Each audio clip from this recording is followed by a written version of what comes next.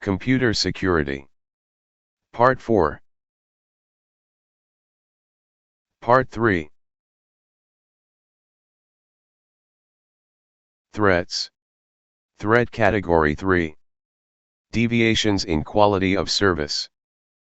An organization's information system depends on the successful operation of many interdependent support systems, including power grids, telecom networks, parts suppliers, service vendors, and even the janitorial staff and garbage haulers. Any one of these support systems can be interrupted by storms, employee illnesses, or other unforeseen events. Degradation of service is a form of availability disruption. Irregularities in Internet service, communications, and power supplies can dramatically affect the availability of information and systems. Internet service issues. In organizations that rely heavily on the Internet and the World Wide Web to support continued operations, Internet service provider failures can considerably undermine the availability of information. An organization places its web servers in the care of a web hosting provider. Web hosting services are usually arranged with an agreement providing minimum service levels known as a Service Level Agreement, SLA. When a service provider fails to meet the SLA, the provider may accrue fines to cover losses incurred by the client. Communications and other service provider issues. Among these are telephone, water, wastewater, trash pickup, cable television, natural or propane gas, and custodial services. Power irregularities. Irregularities from power utilities are common and can lead to fluctuations such as power excesses, power shortages, and power losses. When voltage levels spike, experience a momentary increase, or surge, experience a prolonged increase, the extra voltage can severely damage or destroy equipment. A momentary low voltage or sag, or a more prolonged drop in voltage, known as a brownout, can cause systems to shut down or reset, or otherwise disrupt availability.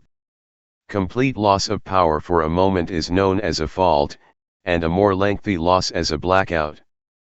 The more expensive uninterruptible power supply, UPS, can protect against spikes and surges as well as against sags and even blackouts of limited duration.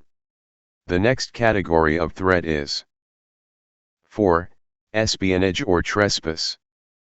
When an unauthorized individual gains access to the information an organization is trying to protect, that act is categorized as espionage or trespass.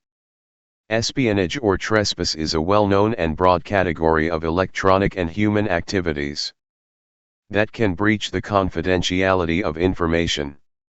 When an unauthorized individual gains access to the information an organization is trying to protect, that act is categorized as espionage or trespass.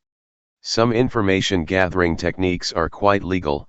For example, using a web browser to perform market research.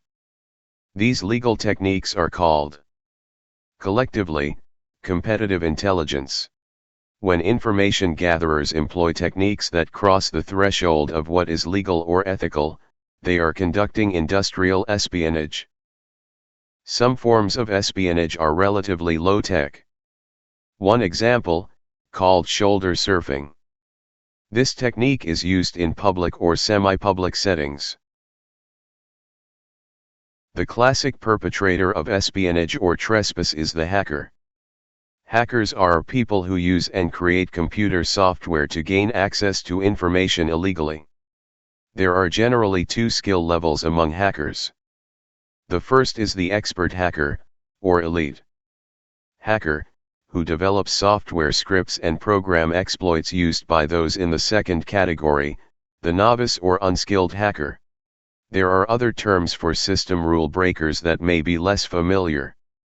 The term cracker is now commonly associated with an individual who cracks or removes software protection that is designed to prevent unauthorized duplication. With the removal of the copyright protection, the software can be easily distributed and installed.